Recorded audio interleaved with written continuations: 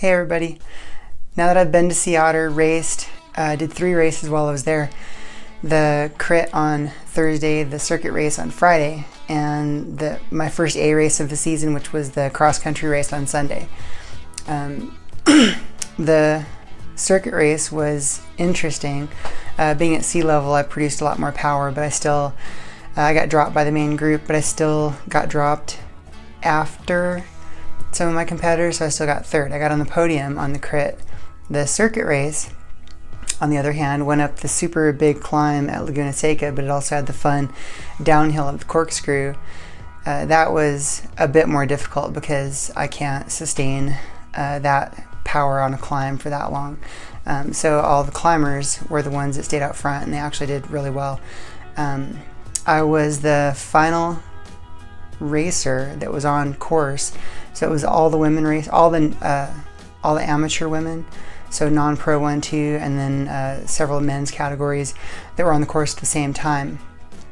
And it was a timed race, and I came across the start-finish line from my last lap, which was the 6th lap, and I think 6 laps was what the leaders got, but I came across the finish line just as the men were finishing, so I was actually the last one that got to finish the final lap, the final full lap, so I didn't finish a lap down. So I'm kind of happy about that. I know there were several women that didn't get to finish that last lap, so I feel like that was a major accomplishment for a sprinter, not a climber. Then after those 2 races, my legs were kind of shot, and I tried to recover. I wasn't sure I was going to get recovered fully in time for my actual A race on Sunday, and I also took my mountain bike that I've been talking about, that I finally got fully built up, minus the small ring. I forgot to order the small ring, so I ended up going out to Sea Otter with only a big ring, 36 tooth chain ring, and 11 to 42 in the back. And so I finished building that on Sunday before we left on Tuesday, and I didn't really have a chance to take it out for like full power rides or full speed rides. The best I did was I took it on one ride out to Bear Creek Lake Park, and I did a fairly high power climb, and it ended up tweaking the rear wheel, so the rear wheel was out of alignment. I had to true it up after I finished.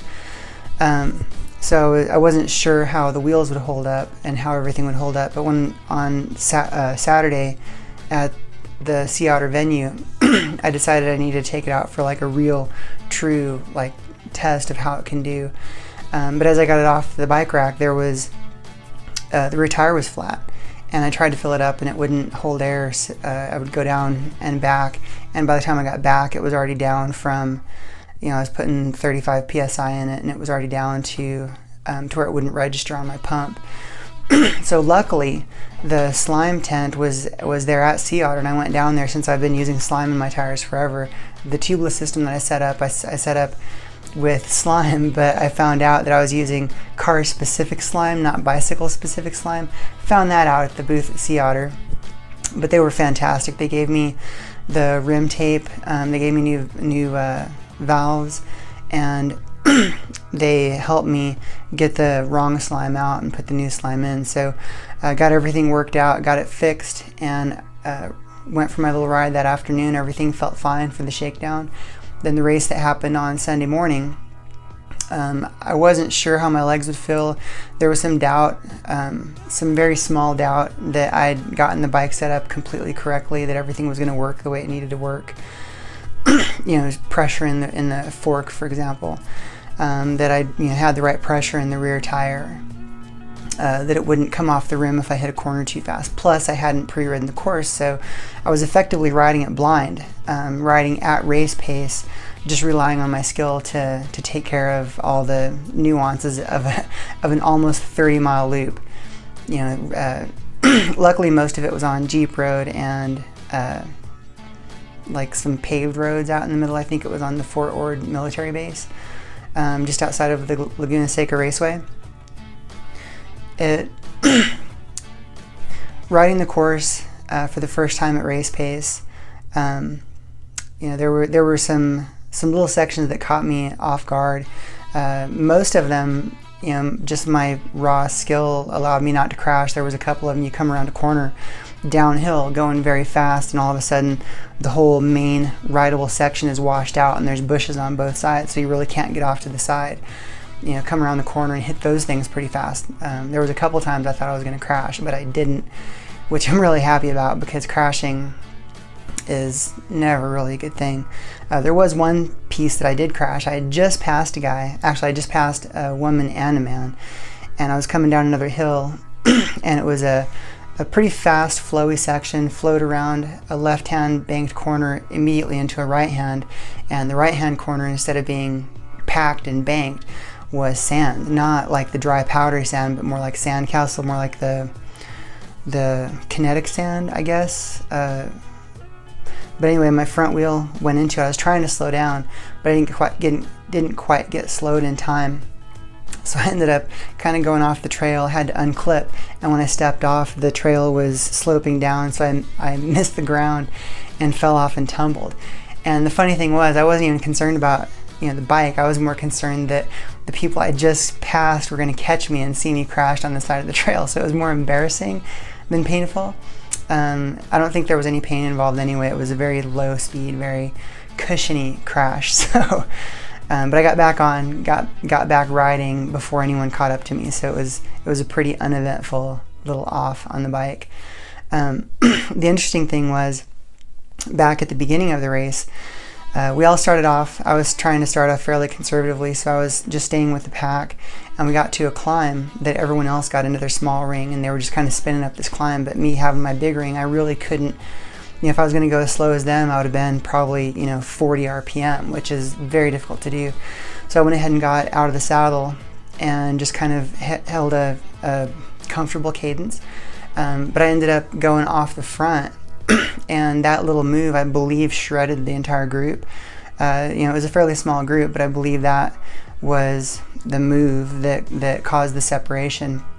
When we got to the top, I stayed in the lead, and we went around a fairly simple section, hit the first dirt section, and the two women that ended up first and second passed me just to be crested to head into the first downhill. Since I downhill really well, I passed them both on the downhill, and looking at the Strava flybys, I'd actually gapped them a bit when we got to the first sort of single track, like single track and a half. It looked like a section that was just mowed out for the race. But we went down that section, and you could see that I was gapping them even more. Then we got down to a paved section where I decided that I should recover a little bit, and then they came around me. They were in front of me at the first real single track, and we started catching lap traffic, and they were getting through it, and then I'd get through it and catch them. But then I thought, I need to conserve my legs, because this was 5 miles into an almost 30-mile race.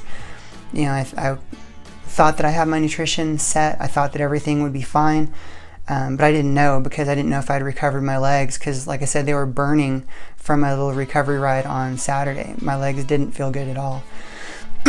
So once we got a little ways in, I decided to back off just a little bit and let them go.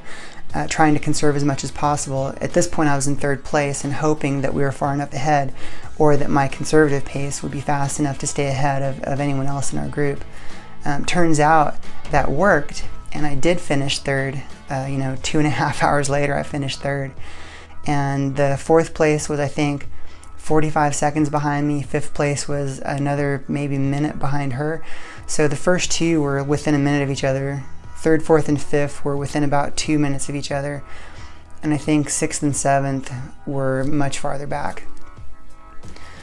But it was a fun race. It was my first A race, and I've had doubts about being a Cat 1 ever since I upgraded, because most of the races that I've been involved in have been either me on my own or me versus one other person, and the other person, it's their home trails. So it's not really like I can compare me as a traveling Cat 1 versus them, because usually in those scenarios they win. So this was the first time that it was all of us going to a trail that maybe some of them have ridden it more than I have. Maybe they raced there year after year. But the fact that I could go there and get a podium finish, with an actual field was really cool. There was one race that I did last fall that there were only 2 of us in the field. I registered in the Pro 1 open age group, so it could have been all of the Cat 1s, but only 2 of us signed up for it. Everyone else raced in the age group. I think there were around 20 women that raced. So in that race, there was one woman from the age group that beat both of us in the Pro 1 open, then the 2 of us. And then, so the 3 of us, if we'd all raced together, would have been the top 3, then a 4-minute gap between us and then everyone else. So that one was decent at helping me be convinced a little bit, but then I wasn't sure, like, if I had actually started with a group that big, would I have been able to work my way up to the front and, take control of the race. But with this race, it actually proves that I could make the move when I needed to make the move, get up front, stay up front, and actually do what needed to be done. So this one makes me feel like I actually do deserve to be a Cat 1. I have friends that think that I have nothing to worry about, that I deserve to be a Cat 1 just because I had the qualifications and got the upgrade. But this really makes me feel better about it. It makes me feel like I deserve to be there. And that says a lot as far as my own confidence goes. Thanks for watching. This was just mainly talking about Sea Otter, primarily about the cross-country race, because like I said before, that was my first A race of this season. And like I've said before on my vlogs, I would love to get my pro upgrade, and getting a podium at Sea Otter kind of goes a little ways towards that, so I'm really happy about this. I think my next race on the national calendar will be, in Utah, I think. I forget specifically where the race is. It's somewhere southeast of Salt Lake City. So that might be my next big cross-country race. I might do one here in Colorado. I'm not sure. I haven't seen any on the USAC website, but I'll know. So anyway, thanks for watching. If you're still here, appreciate it. And don't forget to like the video if you liked it. Have any comments if you have anything to add or anything to say, and subscribe if you want to see more. Thanks. Bye.